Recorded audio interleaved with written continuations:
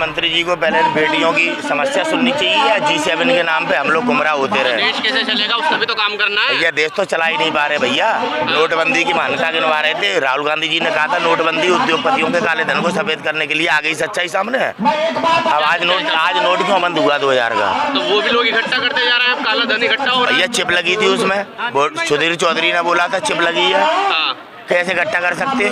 और फिर उन्होंने इतने ज़्यादा मात्रा में गरीबों को तो दिए नहीं थे भैया। कहीं 2000 दे रहे थे, कहीं 4000, 6000, इससे ज़्यादा तो एक बार में दे नहीं रहे थे जब नोट बांटे जा रहे थे। अब ये नोट कहाँ इकट्ठे हुए, कहाँ इकट्ठे हुए? और ये नोट बंद किया। 9 लाख करोड़ रुपए का स्कैम है ये। अच्छा। हाँ, और ये उद्योगपतियों के लिए नोटबंदी की गई थी काले धन को सफेद करने के लिए। आज राहुल गांधी जी की बात को सच साबित कर दिया है नोटबंदी ने। प्रधानमंत्री जी ने सदैव देश के साथ धोखा किया। राहुल गांधी की इमेज ढूंढने में क्यों लगे हुए हैं आप लोग? भैया वो सच बोलते हैं। उन्होंने नोटबंदी के समय कहा था, जेब में हाथ डाल के फटी जेब दिखाई थी उनने, कि आपका पैसा खींचा जा रहा है और ये उद्योगपतियों के काले धन को सफेद किया जा रहा है।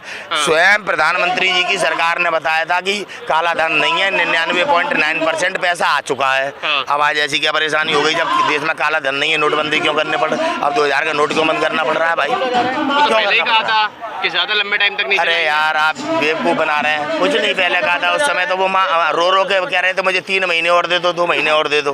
प्रधानमंत्री जी ने सदैव देश के नागरिकों को गुमराह किया, जैसे आज भी कर रहे हैं। ये बेटियां पिछले 28 दिनों से बैठी हुई हैं न्याय मांगने के लिए। देश के प्रधानमंत्री ने अभी तक ट्वीट नहीं किया। आज भी कहा है कि अगर मैंने कुछ कहा होगा तो मैं क्या बोलते फांसी चढ़ जाऊंगा अगर आरोप सिद्ध कर दिया आपने। भाई तो जांच के लिए क्यों नहीं आते ब्रजभूषण शरण सिंह जी?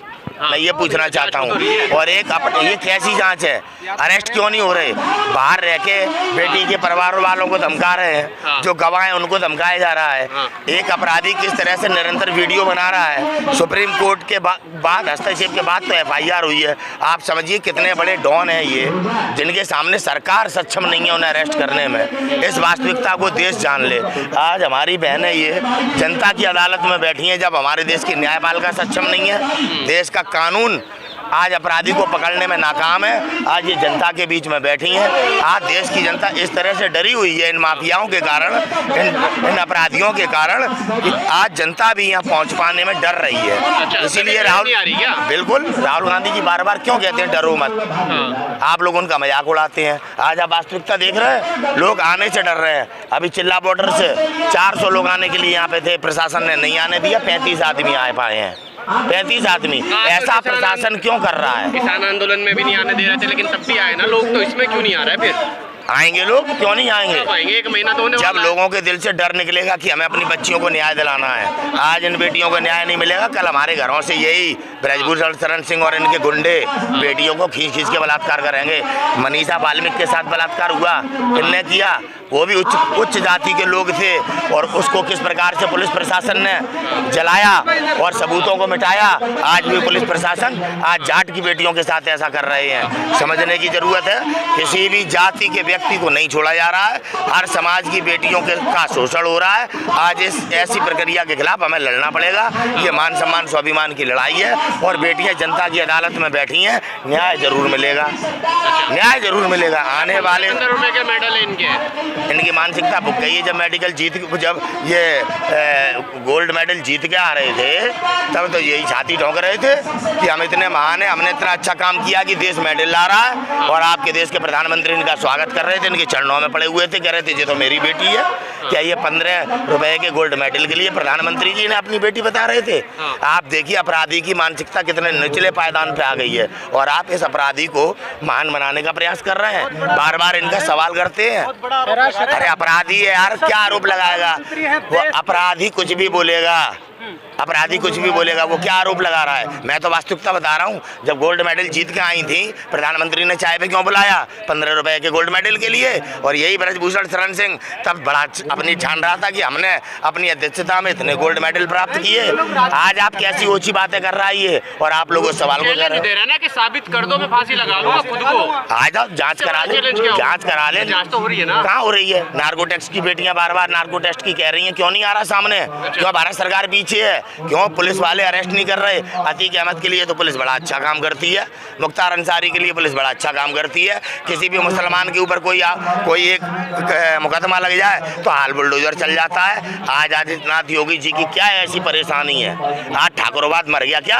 अब ठाकुर नहीं रहे क्या आदित्यनाथ योगी जी? अब आदित्यनाथ योगी जी धर्म के साथ नहीं है। नितिन गडकरी अतीक अहमद की हत्या पर नितिन बात सुनिए, हम ठाकुर हैं, अपराधी नहीं है। हम ठाकुर हैं, बलात्कारी नहीं है। समझ गए ना आप? वो बलात्कारी है। वो ठाकुर कहाँ है? ठाकुर समुदाय और क्यों नहीं बोल रहा? तो कौन सा ठाकुर समुदाय इनके साथ खड़ा हुआ है? क्यों कौन सा ठाकुर समुदाय? आप हमारे समाज को इस तरह बदनाम नहीं कर सकते आप लोग। ये आरएसएस के लोग हैं। आरएसएस का मतलब ये नहीं है कि वो ठाकुर हैं। आप मुद्दे को भटकाइए मत, आप मुद्दे को भटकाइए मत। लोग तो यही कह रहे हैं ना कि ठाकुर वोट से डर लग रहा है बीजेपी को, ठाकुर वोट ना खिसक जाए, ठाकुर मुख्यमंत्री है। ये प्रॉब्लम बीजेपी की है, वो देश ही नहीं चला पा रहे। वो हर मुद्दे पे फेल है, हर मुद्दे पे फेल है। न्यायपालिका काम नहीं कर पा रही, कार्यपालिका काम नहीं कर पा रही।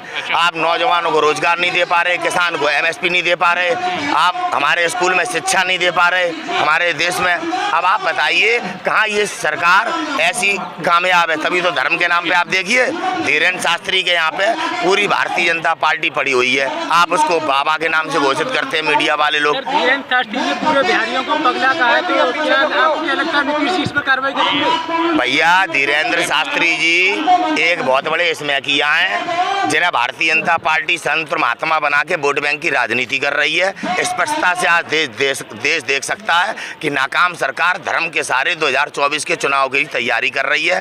आने वाले दिनों में राम मंदिर का उद्घाटन के नाम पर वोट मांगेंगे, धर्म के नाम पर वोट मांगेंगे।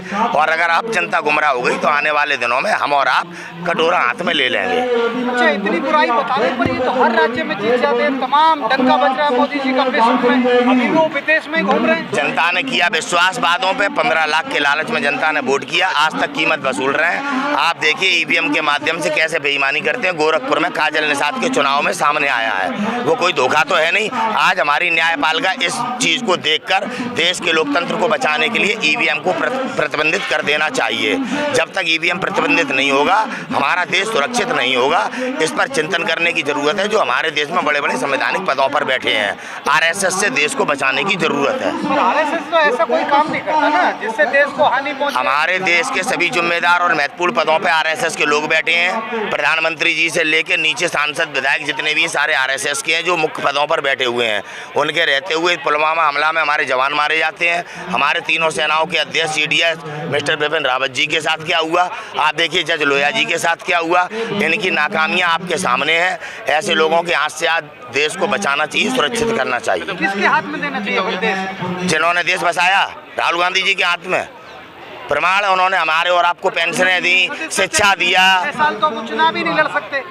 अरे तो और भी तो है, और भी तो है। कांग्रेस में सब लोग हैं भाई, उनका हमें प्रमाण है। उनने हमें देश बसा के दिया है और उनने जो हमें सेविंग फिक्शन उनके शासन में हमने की, आज वे हमारे पास इनने लूट ली हैं। अब हमारे और आपके पास कुछ नहीं बचा है। 70% लोग इस देश में भुखमरी के कगार पे हैं। हंगर इंडेक्स में भारत कहाँ पहुँच गया है? वास्तविकताओं को देखो। धीरेन्द्र शास्त्री के अंधविश्वास में आकर आप अपना आपा ना खोएं। बिहार की स्थिति देखिए क्या है। अगर धीरेन्द्र शास्त्री इतने बड़े संत हैं तो बिहार की भुखमरी मिटा दें बिहार की भुखमरी। वो तो कह रहे हैं भाजपा वाले कि कांग्रेस को ऐसा कर देंगे कि दूरबीन से भी देखने को अरे मिलेगी। अपनी गलतियों का ठीकरा कांग्रेस पे फोड़ते हैं। देश चला रहे हैं मोदी जी और कांग्रेस की कमियां गिनाते हैं। नरेंद्र मोदी जी ने अपने अंदर कभी झांक के देखा है कि जनता के साथ कितने बड़ा विश्वासघात और धोखा किया है, सेना के साथ कितनी चीटिंग की है? आपने देखा है कभी? आप उनकी बातों को लेकर सवाल करते हैं और वास्तविक मुद्दों को दबाने का प्रयास करते हैं आप।